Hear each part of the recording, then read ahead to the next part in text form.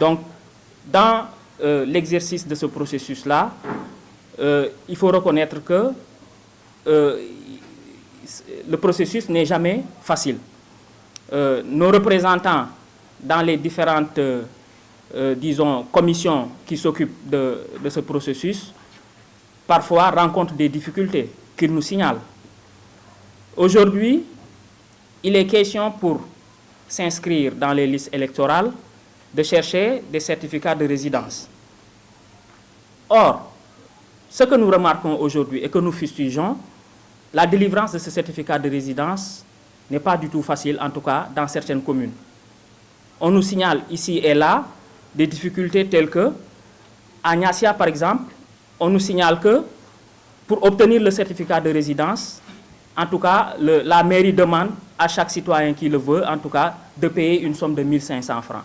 Au même moment, les militants des responsables de Benno Bokk Yakaar de ces mêmes communes-là, on ne leur demande absolument rien. Donc, nous pensons qu'il y a une rupture d'égalité entre les citoyens, et ce qui n'est pas normal.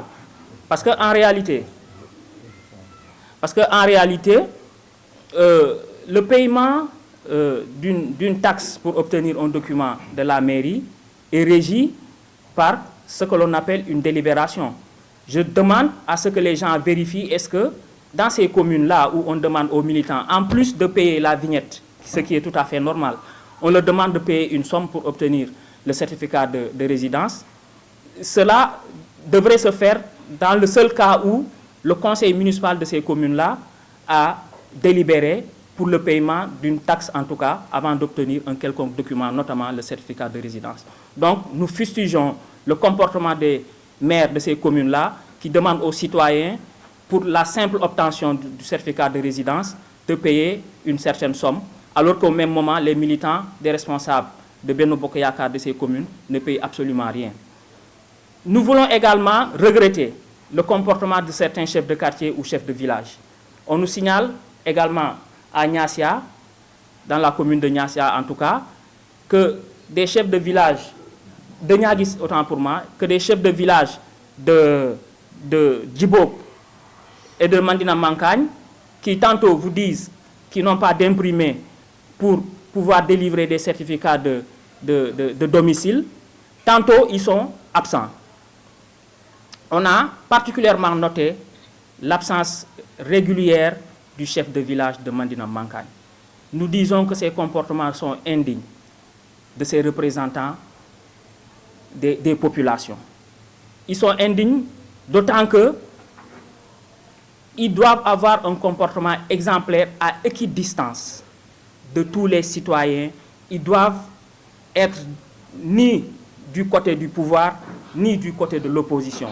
Ils doivent simplement exercer le pouvoir de représentation des populations dans leur village. Donc nous tenons ici et maintenant devant tout le monde à dénoncer également donc, ce comportement inapproprié des chefs de village et de chefs de quartier qui rendent la tâche difficile aux citoyens pour simplement l'obtention du certificat de domicile qui permet au finish d'obtenir le certificat de résidence.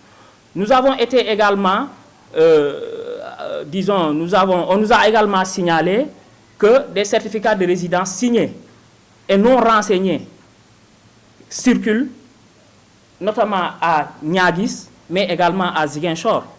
Donc, ce sont des actes qui, non seulement sont inappropriés, mais ce sont des actes qui, comme j'ai dit tout à l'heure,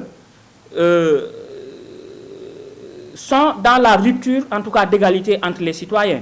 Je pense qu'un certificat de résidence, il doit être renseigné d'abord par le citoyen qui le demande, qui demande le certificat, mais c'est après seulement cela, lorsque tous les renseignements sont corrects, que le maire ou l'officier d'état civil, en tout cas, signe et met son cachet. Mais on nous a signalé la circulation, ici dans la commune de Ziguinchor et dans la commune de Niaguis, des certificats de résidence signés avec le cachet du représentant de la mairie qui circulent. Donc nous dénonçons cela, et ceci ce sont des actes qui peuvent nous faire penser que cela est fait pour attribuer des certificats de résidence à des citoyens imaginaires, pour en tout cas gonfler le nombre d'inscrits pour les responsables de ceux-là, pour les militants des responsables de ceux-là qui font circuler ces certificats de résidence, signés, cachetés, mais non renseignés. Donc nous dénonçons cela. Ensuite, nous voulons également vous entretenir. Vous avez entendu ces derniers jours le communiqué que la coordination départementale de Ziguinchor a sorti. La coordination départementale de Ziguinchor, le communiqué qu'elle a sorti pour dénoncer en tout cas la commission d'enrôlement des primo-votants qui avait été installée dans dans l'arrondissement de Niassia. Comme cela a été dit dans ce communiqué, PASTEF en général ne peut pas être contre, ne s'opposera jamais à la délivrance d'une pièce de la carte nationale d'identité, ce qui est tout à fait normal. C'est un acte citoyen que d'obtenir sa carte nationale d'identité.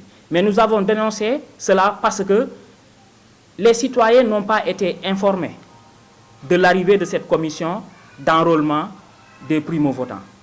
Il aurait fallu, pour mettre tous les citoyens au même niveau d'information, de faire une large diffusion de l'arrivée de cette commission-là, de sorte que tous les citoyens concernés puissent se rendre à Niassia pour se faire inscrire et obtenir la pièce, la carte nationale d'identité. Mais également, nous dénonçons l'attitude du gouvernement du Sénégal, qui ne facilite pas, en tout cas, aujourd'hui, aux citoyens qui n'ont pas encore la carte nationale d'identité, qui ne leur facilite pas, en tout cas, la tâche pour pouvoir s'inscrire et obtenir la carte nationale d'identité. Mais nous savons pourquoi tout ça est organisé aujourd'hui, pourquoi ils le rendent difficile, parce que simplement, ils savent que la jeunesse, les femmes sont derrière PASTEF et ils ne veulent pas que cette frange de la population puisse s'inscrire massivement et donc voter pour le PASTEF.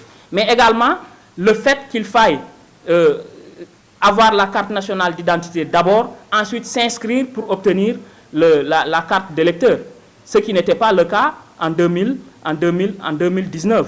En 2018-2019, en tout cas avant l'élection présidentielle, il fallait simplement s'inscrire et obtenir en même temps la carte nationale d'identité et la carte d'électeur. Aujourd'hui, on se rend compte que le gouvernement rend cela difficile, n'est-ce pas, ne délivre pas systématiquement la carte d'électeur. Or, dans les grandes nations de démocratie, quand même, c'est systématique, c'est le b.a.-ba même de la citoyenneté, de la démocratie. Il suffit juste de s'inscrire pour avoir une carte nationale et puis être considéré comme un électeur.